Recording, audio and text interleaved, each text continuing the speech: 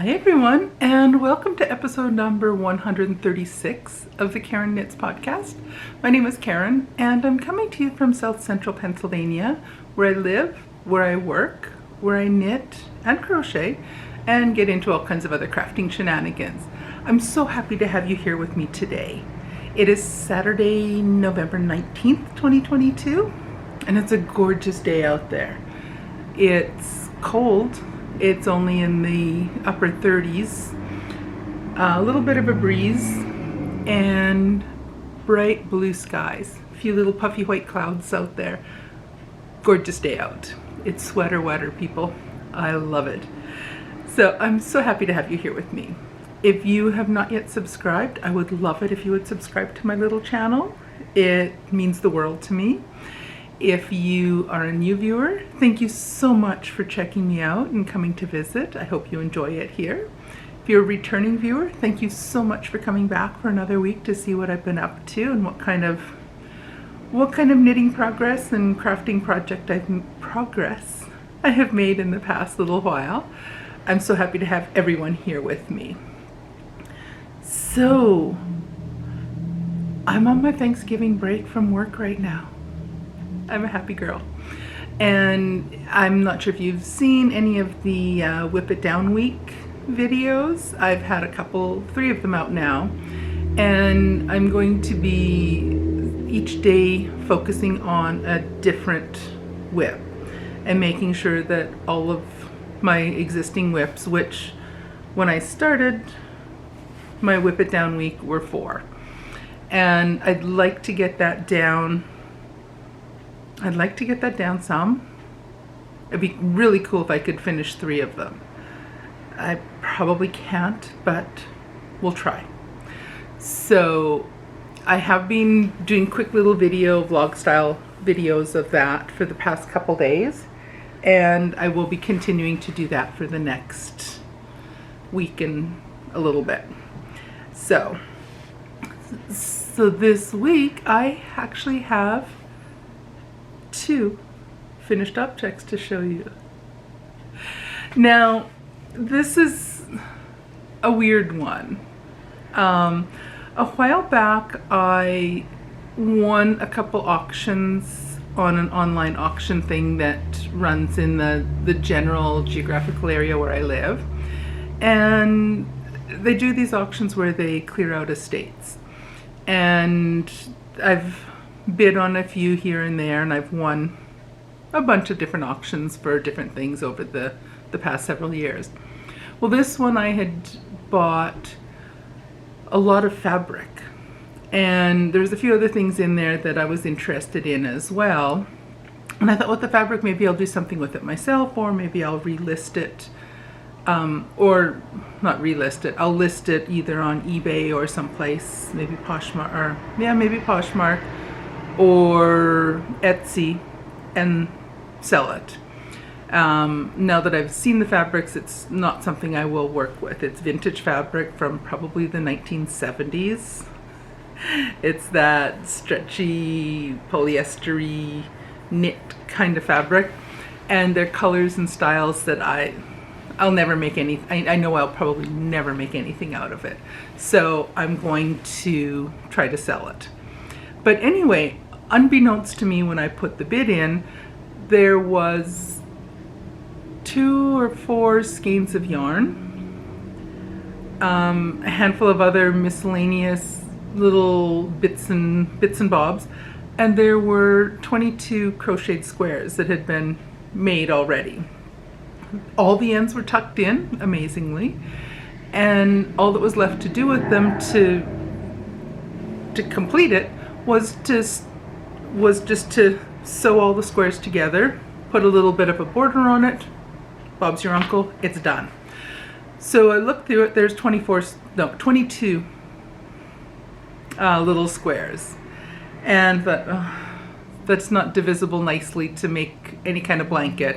So I thought, I'm going to take 20 of the squares and do a 4x5 small blanket, and I'm going to use the last 2. I'm just going to stitch them together and use it as a pot holder. I'll just, like a hot plate kind of thing, to put on my kitchen table and to put a hot casserole bowl or pot or something on it.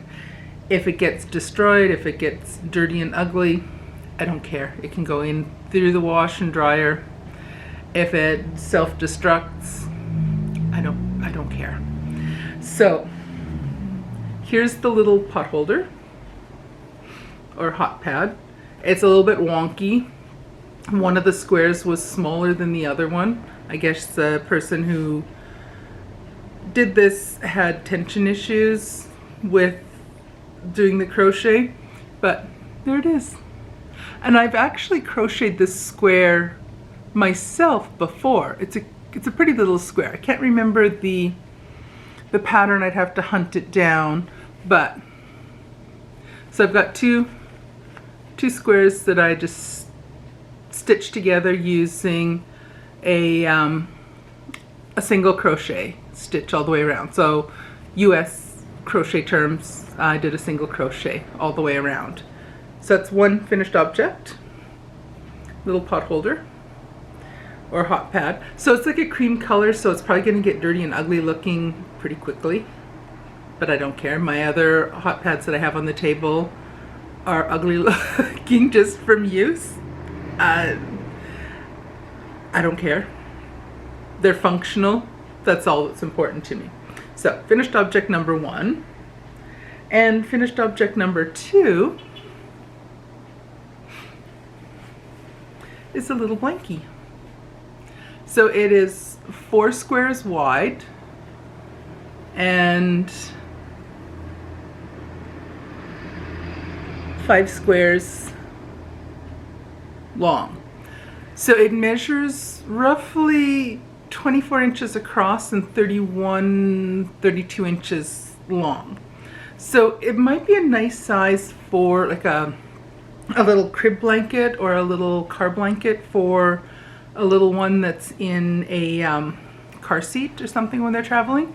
So I think I'm going to either put this in my little gift, my gift collection or gift drawer, and or gift it for some charity, for someone who will need it. So there it is. So all I had to do with this was join all the squares, and then I did a single crochet border all the way around. So again, US terminology. So there it is. She's done. So this was one I hadn't really, it wasn't something I had started myself, but something I had, so I wanted to finish it off and do something with it. So it's done. And so again, crochet for me works up much more quickly. It does need some type of blocking. What I suspect I'll do is I'm just going to run it through the washing machine with a couple towels, and then probably through the dryer for a few minutes and see how it turns out. Worst case scenario, if it self-destructs, it's not the end of the world. I will just let it go and call it a day. Call it a learning experience. I have no idea what the yarn was. It's some kind of acrylic. Judging by the labels on a couple of the other skeins of yarn, it's probably vintage.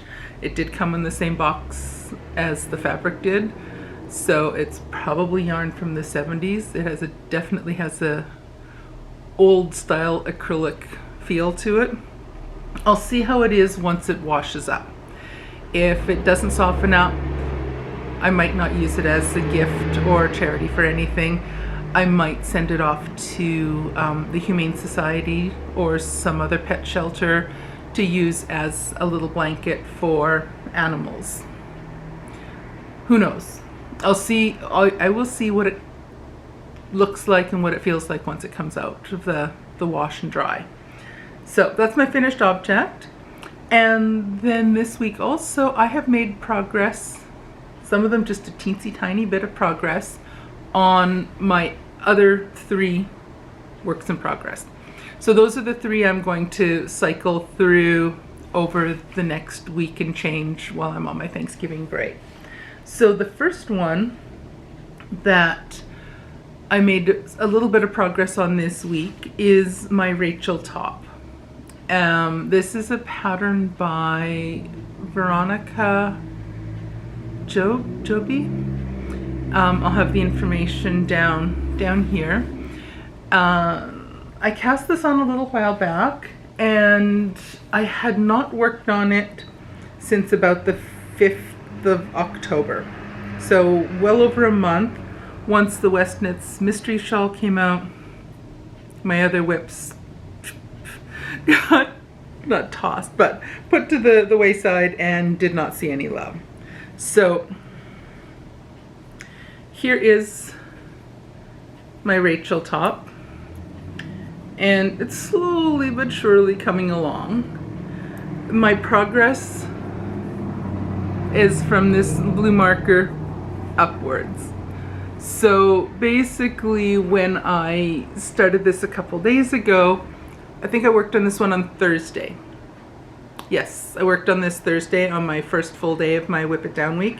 This is the first project I worked on because I chose that because it was the one that had been in hiatus for the longest. So I have added just a tiny bit to it, and the plan is to get a bunch more done on it. I plan on spending at least 2 more full days working on this over the next week while I'm on break, and I hope to get a good dent in it. There's 2 rows in the pattern repeat that I find very slow. The rest of them whip along pretty quick and easy. The only thing that slows me down is just having to move the stitch markers every so many stitches. That's the worst of it. So it's an 8 row repeat, and on Thursday when I was working on it, I managed to do about 5 rows. But granted, I'm making one of the largest sizes, so the number of stitches all the way around to fit around my belly, there's a lot of stitches on there. So even doing 1 round is a lot of stitches, so it does take a while. I am using Loops and Thread Wool-like. So it's an acrylic nylon, I think that's what it is. 85% acrylic, 15% nylon. It's a light fingering weight yarn, and I have 3 skeins of it, so it'll be enough, and it'll be good for finishing up making this little sweater. And hopefully I'll have it done in time that I can wear it next spring once it gets nice out again. Right now it's a little too cold. I probably wouldn't wear it too much, or I'd be wearing something over top of it. So that's work in progress number 1. And again, as I mentioned, I'm going to be spending a bit of time working on that. Probably at least 2, maybe 3 more days over my Whip It Down week. Wait a second, how many days do I have left? So Saturday, Sunday, Monday, Tuesday, Wednesday, Thursday, Friday, Saturday, Sunday. So I've got 9 days, 3 projects. So I'll work on it 3 more days. So, perfect. My other whip, a second one, is in my French Supply Town Bag, I think this one is called. And that is my Westknits, the Westknits MKAL for 2022.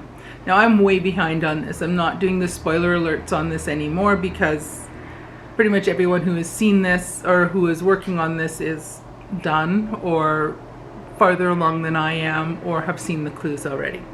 So on Wednesday, I was able to finish clue number 3, which are these 2 tails. This thing has a really wonky shape right now. It really does. It has a really wonky shape. So this is about the middle of it. And then it goes along, there's this little fan shape. There's a cable section on it. This part was clue number 1.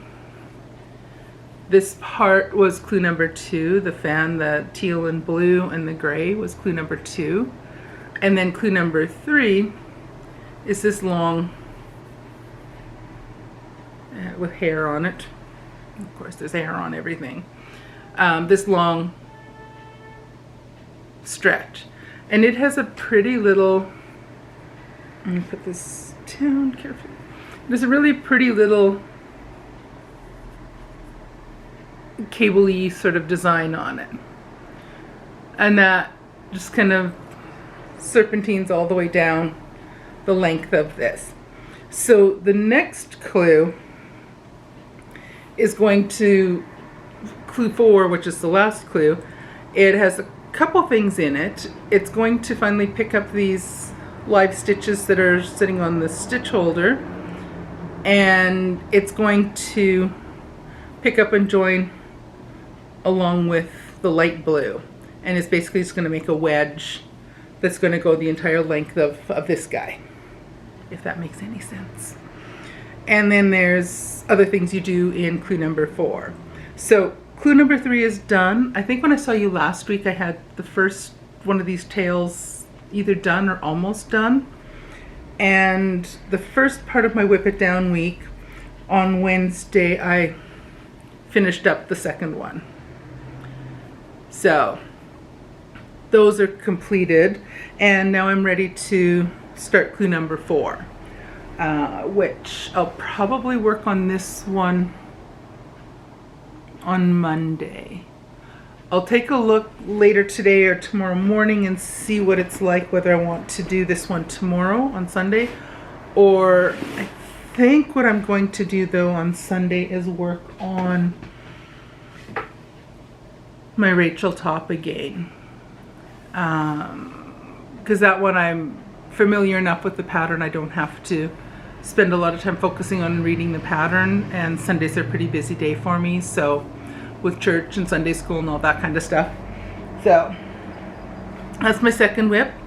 And my third one and final one is in my Fringe Supply field bag, and those are my 2 at a time toe up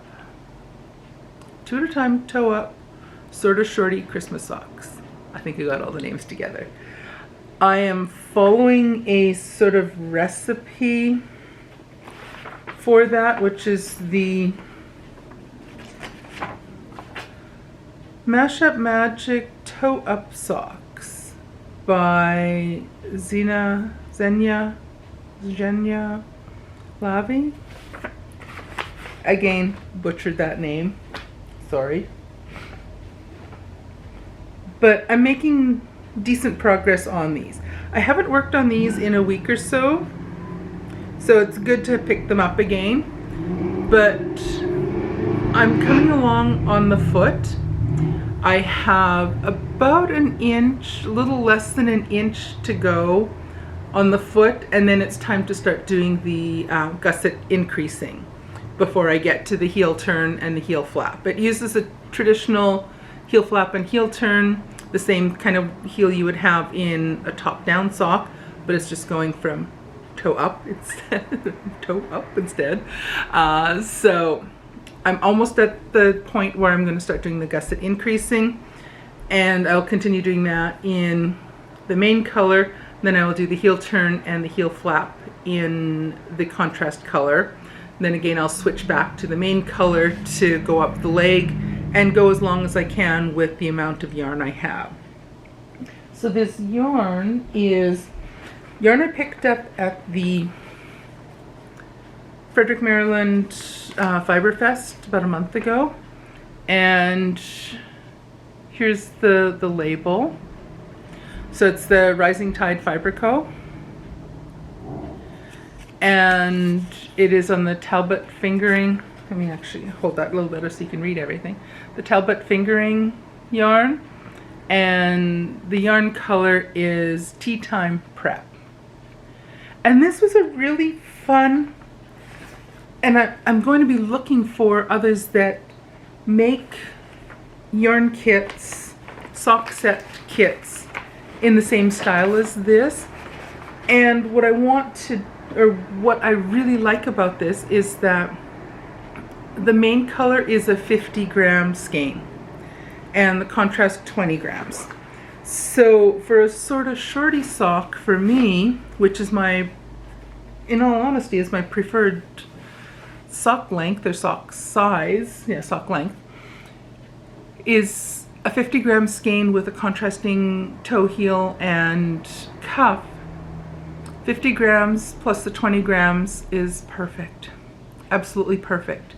So I'm going to be on the hunt for 50-gram skeins of yarn that I can get and do as sort of shorty socks.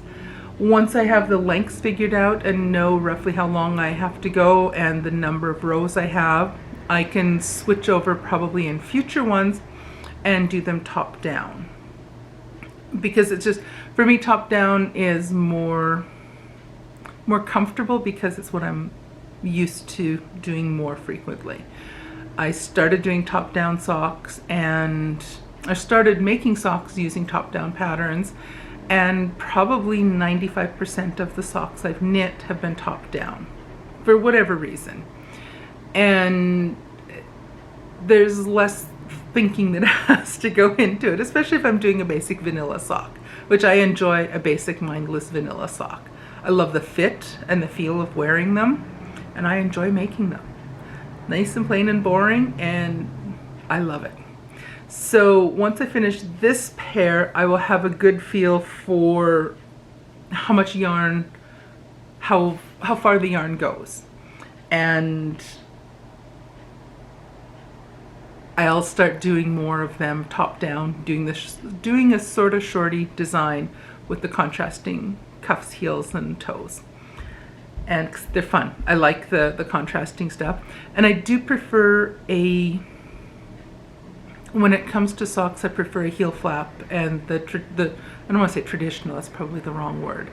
I prefer that because I have a high instep and I have large feet and a big square heel, just big square feet in general. There's not really anything dainty about me at all, nothing dainty. So I prefer the fit of a heel flap and heel turn with the gusset. It fits my foot most comfortably. I like the look of an afterthought heel or fish lips kiss or German short row. I love the look of those, but they just don't fit my foot as well, especially my instep. Probably I need to better learn how to